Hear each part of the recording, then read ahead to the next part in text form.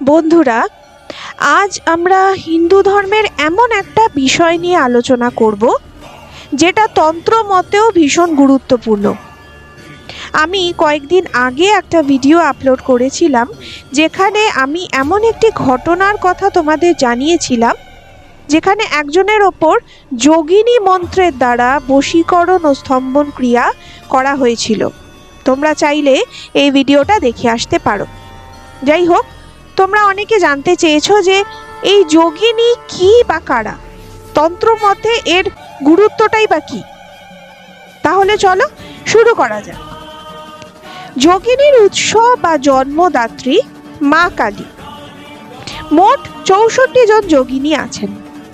এই 64 জন যোগিনী অষ্টমাতৃকা বা 8 জন দেবীর সহচরী। এই অষ্টমাতৃকার 8 জন করে সহচরী বলে মোট 64 জন যোগিনী আছেন। পুরাণ অনুযায়ী এই অষ্টমাতৃকা শুম্ভ, নিশুম্ভ, রক্তবীজ এরকম আরো অনেক পরাক্রমশালী অসুরদের বধ করতে মা দুর্গার সাথে যুদ্ধে নেমেছিলেন এবং মাতৃকা শক্তির মিলিত প্রকাশে অসুর দমন হয়েছিল। এই অষ্টমাতৃকার মধ্যে 7 জন দেবীকে 7 জন দেবতার নারী রূপ বলে মনে করা হয়। এই অষ্টমাতৃকা কিন্তু আসলে আদ্যা শক্তির রূপ। তাহলে চলো জেনে নি এই অষ্টমাতৃকা কারা। প্রথম দেবী ব্রহ্মাণী। ইনি ভগবান ব্রহ্মার নারী রূপ। এনারও ভগবান ব্রহ্মার মতো 4টি মস্তক ও বাহন হাঁস। দ্বিতীয় দেবী মহেশ্বরী। ইনি মহেশ্বরের নারী রূপ। এনার বাহন নন্দী এবং মহাদেবের মতোই এনার জটাতেও ধারণ করা আছে চন্দ্রকে। ইনি চতুর্ভুজা এবং এনার হাতে ত্রিশূল ও খড়গ আছে। তৃতীয় দেবী কৌমারী অর্থাৎ দেব সেনাপতি কার্তিকের নারী রূপ। এনার বাহনও ময়ূর। চতুর্থ দেবী বৈষ্ণবী অর্থাৎ ভগবান বিষ্ণুর নারী রূপ। ইনিও চতুর্ভুজা ও শঙ্খ, চক্র, গদা ও পদ্ম ধারণ করে আছেন 4 হাতে। এনার বাহনও কিন্তু গরু। পঞ্চম দেবী ঐন্দ্রী অর্থাৎ দেবরাজ ইন্দ্রের নারী রূপ। ইনি বাহন ঐরাবতের ওপর বজ্র ধারণ করে থাকেন। ষষ্ঠ দেবী বারাহী। ইনি ভগবান বিষ্ণুর বরাহ অবতারের নারী রূপ। ইনি দণ্ড, খড়গ ও অন্যান্য অস্ত্র ধারণ করে থাকেন। এনার বাহন মহিষ। সপ্তম দেবী নরসিংহী। ইনি ভগবান বিষ্ণুর নরসিংহ অবতারের নারী রূপ। ইনি চতুর্ভুজা।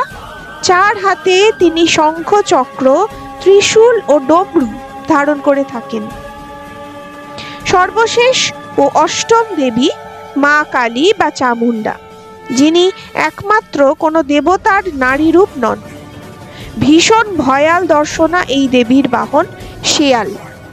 মা দুর্গার সহচরিণী এই 64 যোগিনী, অর্থাৎ মা দুর্গা যেখানেই থাকেন সেখানেই 64 যোগিনী অবস্থান করেন। আমি আগেই তোমাদের বলেছি যে দেবী পার্বতী সব অসুর বধের সময় এই 64 যোগিনী যুদ্ধে অংশগ্রহণ করেছিলেন। এই 64 যোগিনীকে মা কালীর ভিন্ন অবতার বলে মনে করা হয়। তন্ত্রবিদ্যায় মায়াজাল, মারণ, স্তম্ভন, উচ্চাটন ইত্যাদি সমস্ত ক্রিয়া এই 64 যোগিনীর দ্বারা সম্পন্ন করা হয়, কারণ এই 64 যোগিনী তন্ত্রবিদ্যায় পারদর্শী। স্কন্দ পুরাণে বলা হয়েছে 64 যোগিনীর বাসস্থান কাশী, যদিও ত্রিলোকের সর্বত্র তারা ইচ্ছে মতো ঘুরে বেড়াতে পারেন।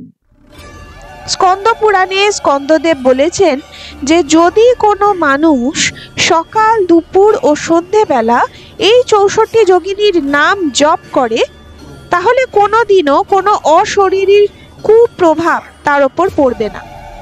শুধু তাই নয়, যুদ্ধক্ষেত্র থেকে শুরু করে সব রকম ক্ষেত্রেই এই 64 যোগিনীর নাম তাকে বিজয় প্রদান করবে। যোগিনীরা সামান্য ধূপ ধুনো বা পুজোতেই সন্তুষ্ট হন, পূজারীর মনস্কামনা পূরণ করেন। আশ্বিন মাসের শুক্লপক্ষের আগের 9 দিন এই 64 জন যোগিনীর পুজো করা হয় এবং এই সময় পুজো করলে এরা সহজেই জাগ্রত হন। সারা ভারতবর্ষে বহু যোগিনী পীঠ রয়েছে যেখানে যোগিনীদের সাধনা করা হয়। এই সব যোগিনী পীঠের মধ্যে অন্যতম উড়িষ্যা ও মধ্যপ্রদেশের যোগিনী পীঠ।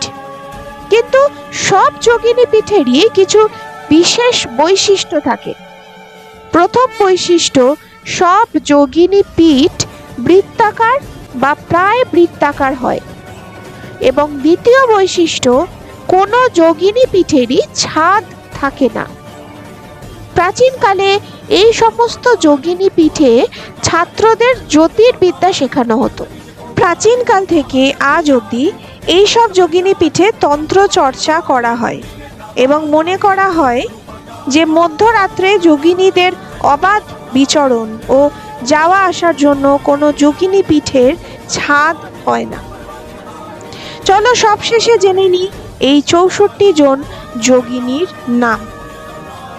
ব্রহ্মাণী, চণ্ডিকা, রৌদ্রী, গৌরী, ইন্দ্রাণী, কৌমারী, ভৈরবী, দুর্গা, নরসিংহী, কালিকা, চামুণ্ডা, শিবদূতী, বারাহী, কৌশিকী, মাহেশ্বরী, শঙ্করী, জয়ন্তী, সর্বমঙ্গলা, কালী, করালিনী, মেধা, শিবা, শাকম্ভরী, ভীমা, শান্তা, ভ্রামরী, রুদ্রাণী, অম্বিকা, ক্ষমা, ধাত্রী, সহা, সধা, অপর্ণা, মহোদরী, ঘোররূপা, মহাকালী, ভদ্রকালী, কপালিনী, ক্ষেমঙ্করী, উগ্রচণ্ডা, চণ্ডা, চণ্ডনায়িকা, চামুণ্ডা, চণ্ডবতী, চণ্ডী, মহামায়া, ভয়ঙ্করী, বলবিকিরণী, বলপ্রমোষিনী, মদনমথিনী, সর্বভূতদমনী, উমা, তারা, মহানিদ্রা, বিজয়া, জয়া, শৈলপুত্রী, চণ্ডিকা, চন্দ্রঘণ্টা, কুষ্মাণ্ডা, স্কন্দমাতা, কাত্যায়নী, কালরাত্রি, মহাগৌরী এবং সিদ্ধিদাত্রী। বন্ধুরা, আজকে এইটুকুই। আবার আসবো নতুন কোনো ভিডিও নিয়ে। ততক্ষণের জন্য শুভরাত্রি।